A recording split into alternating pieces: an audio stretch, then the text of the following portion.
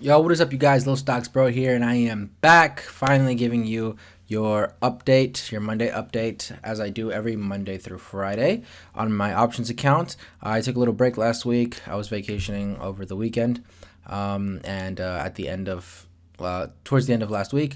But I am back now, and we are ready to get right back into the swing of things. And of course, we are starting in red. We are starting in red. But red days aren't simply red days. Red days aren't simply days where we look at pain in the account.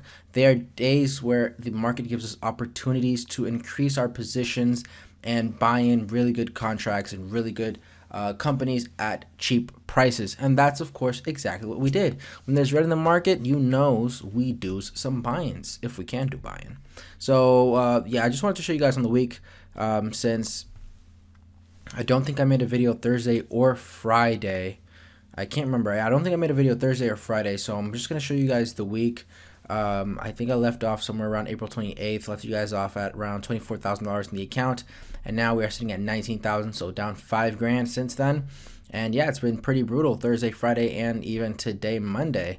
But Monday was a crazy day today. We were up almost $2,000 after an hour of the market being open, up almost 2 grand, but gave it all back. And a lot of that has to do with Alibaba going down and Xpeng really tanking.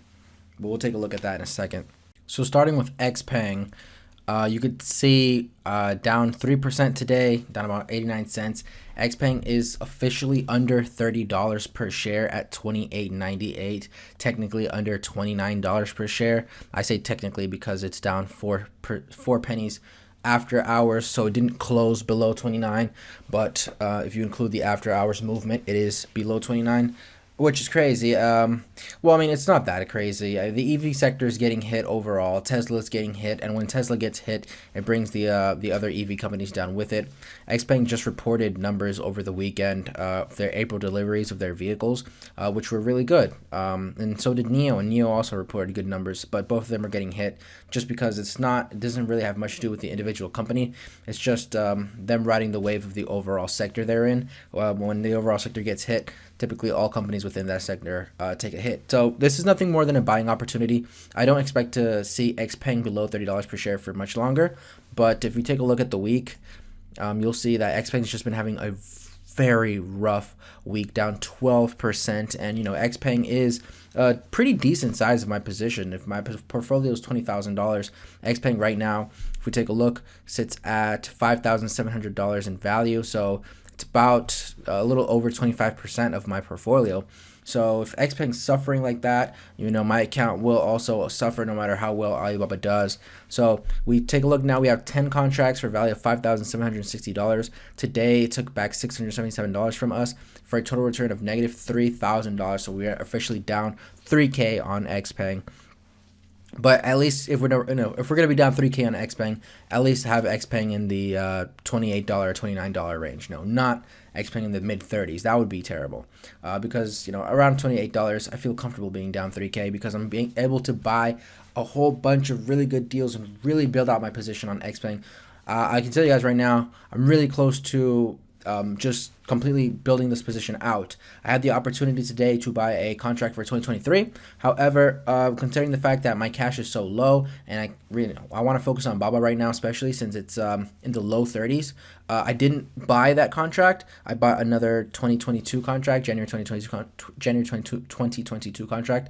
So I'm going to wait it out a little bit more for Xpeng. I'm going to wait until the June 2022 contracts come out and buy those before I start buying the January 2023 contracts. So yeah, that's what I want to do. But until that time, I'm really close to officially completely building out the position on Xpeng. I do want somewhere around 8 to 10 contracts, and hopefully a value of around $10,000. Now the value aspect of the fully built out position won't be realized until Xpeng obviously goes up and brings the value of the account along with it.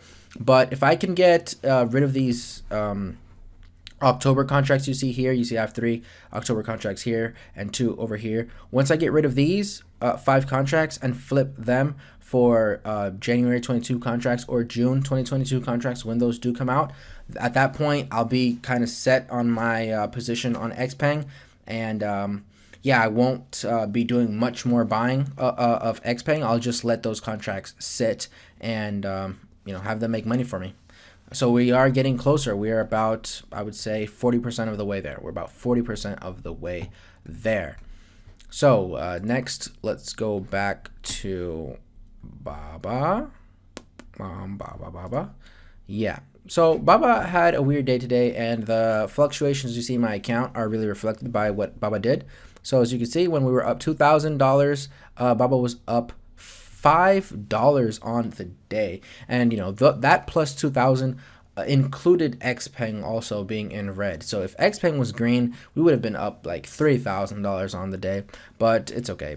Fluctuations happen all the time. So Baba hit a high of $235.95, almost $236. I think it actually even hit $236, but it just gave it all back during the day. During the end of the day, it just gave it all back and ended actually below $231. Now, if I would have had, I did sell like perfect timing around 235, mid 235s, and if I had more money available, I would have bought another contract right at the market close. Unfortunately, some of the money that I got back from that contract that I purchased from Alibaba, I used it to buy a Xpeng contract, since Xpeng was so incredibly undervalued and beat up. So I didn't have enough money, the full money, to buy one of these Alibaba contracts. The ones that I'm trying to buy now are exceptionally expensive. The one that I wanted to buy cost around $2,700. Or no, $2,500 at that price, $230. And yeah, it's just a lot of money, guys. And I'm running really low on cash. I'm basically pretty much fully invested in the market right now, so couldn't buy. But I will have more money available to buy later on in the week. So if Alibaba can stay below $232 by around Wednesday, Thursday, I'll pick up another contract, and I would love to pick up another contract, because taking a look at my position, we have 6 contracts in Alibaba right now for a value of $13,000. If I could buy another $2,500 contract on Alibaba, that'll put me at $15K, with Alibaba being close to $230 per share, which means if I can hold, especially with earnings coming up in a few weeks, and Baba can go from 231 to 236, 237, 238, that will officially put me at a $20,000 position in Alibaba, which is what I would like to have happen. I believe Alibaba in the 30s is just, you guys know my stance on it, exceptionally undervalued, and the earnings do come out May 13th, and that will just be a opportunity for Baba to show people like, hey, look, we make money. We make the big bucks, okay? We're bringing in the billions, so, put some respect on our name. And I think, people will put some respect on Alibaba's name, but we'll have to wait and see then. That day will be coming up shortly, and hopefully it can be a beautiful day in our account. But that's that for the positions. Now let's go to the spreadsheet, because there were 4 moves that I made. One sell, 3 buys. So let's take a look at that. Okay, so jumping right into it. April 29th, which I believe was Thursday, I made 2 moves. Over here, Xpeng, I bought a $25 contract on it, $25 strike contract, and I also bought a $220 call for Alibaba. So looking at Xpeng first, I already had one. This is the second one. I lowered my cost average on it, so it took my break even from $36 to $35.20, which is always nice. And it took my average cost total from $1,100 to $1,020. And like I said, I bought the second one April 29th. For the second one, I bought Baba $220 call. That is, I believe, my lowest call ever on Baba. Yeah, before that it was $225, the lowest one. So yeah, this is my lowest call ever. Has a break even of $246. This was also the second purchase of this particular contract. So it raised my break even from $245.50 to $246.45, but it's okay, because again, we're flipping these contracts, and this contract here that I bought is basically the flip of this contract over here, this top one that you see in yellow, which I sold May 3rd today. And so yeah, this one had a break even of $248.80 and expired August 20th. And this new BABA contract now has a break even of 246.40 and expires September. So $2 less break even and 1 month extra on the expiration date. That's what it's all about, guys. You just flip the contracts and make them lower break even, longer expiration, and it just puts the odds in your favor. Those are the two things that you can do to put the odds of the contract being profitable for you in your favor, and so that's what we're doing. So it's okay if the break even goes up a little bit. What matters is the contract that you flipped for that. Has it been improved? In this case, yes, it has been improved. So those were the two buys that I did on Thursday. And then today, I also made two more moves. I didn't do anything Friday, but today I also made two more moves. So let's start with, first, I sold this Alibaba contract. Remember, I said at 235, in the mid 235s, I sold an Alibaba contract. I sold my second August 20th $230 call for Alibaba. I sold it for $2,030, and the cost basis was $1,880, which means I made a profit about $150. And so that's it. That position is closed out now. Overall, for the first one, we made $320 profit. For this second one that we sold, we made $150 profit. So overall, total $470 profit on those two contracts that I bought. And remember, those two contracts, we didn't sell them for profits. We sold them to flip. Those two contracts basically flipped into these two contracts, these $220 calls now. So yeah, we were able to flip the contracts and make $500 off of it as well. And so if we look at our total right now, that takes us from $1,241, and after today selling that contract for $150 profit, we are now sitting at $1,391 in profit on the account since it started, which has been like a little over a month since I started the account. And so in a little over a month, we've made about $1,300 profit. Not very much, but again, this isn't where we are looking to make our money. Our money will come once we start cashing in and flipping. Well, mostly cashing in the contracts when we stop flipping them. You might ask yourself, okay, when will you stop flipping Alibaba contracts? Well, once Alibaba goes past $250 per share, that will be the end. At that point, I will no longer flip any contracts. So basically, I will not buy any contracts on Alibaba once it's past $250 per share. Why? Not because I believe at that point the company is overpriced or it's no longer undervalued. At $250 per share, the company is still extremely undervalued. The only problem is from $250, it could fall back to $220 per share, and a $30 drop is something I cannot afford to handle in my account. And also, once it does reach $250 per share, the contracts that I would have to buy at that point to continue flipping them will just be ridiculous. They'll be worth like $4,000 to $5,000, and that's just too much money for my small account.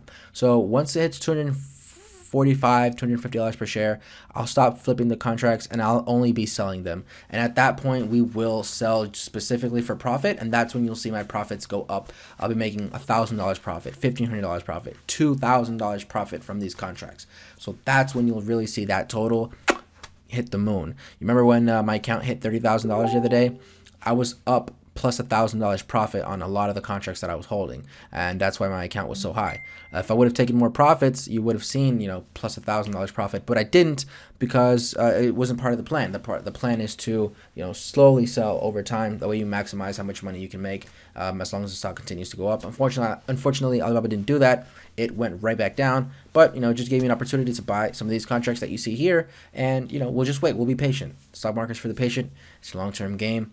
Don't get too worried about what happens in the short term. But moving right along, finally, we have the final move of today, which was I bought some Xpeng. Xpeng was red, so I took some of the money that I got from that BABA contract and I put it into Xpeng.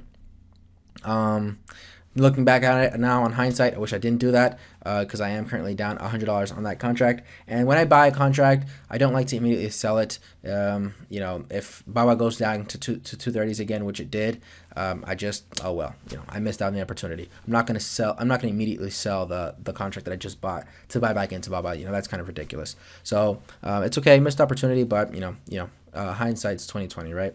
So we bought this Xpeng contract, a $20 strike. This is my lowest strike ever for Xpeng. So as you can see, as time progresses and we move forward in the account, the strike prices on these contracts get lower and lower and lower, which means the break-evens get better and better and better. So this break-even for Xpeng is $32 per share. Now, guys, you just have to take a look at how beautiful that is. If you take a look at all my previous Xpeng contracts, this one right here, this Xpeng right here, break even 39. This Xpeng break even 36. This Xpeng break even 41. This Xpeng break even 39.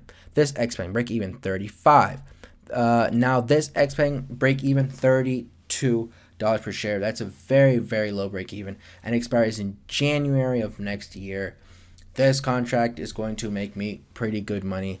I'm pretty sure about that. I personally see Xpeng being worth at least $40 per share at some point within the next year. And so, that's way above my break-even price. So, I can see myself doubling up my money on this particular contract. And so I'm really happy I was able to pick that up today.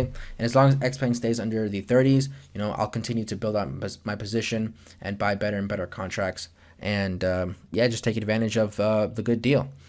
But yeah, that's it for this one, guys. This video was a little longer, but it covers the days that I missed last week plus today.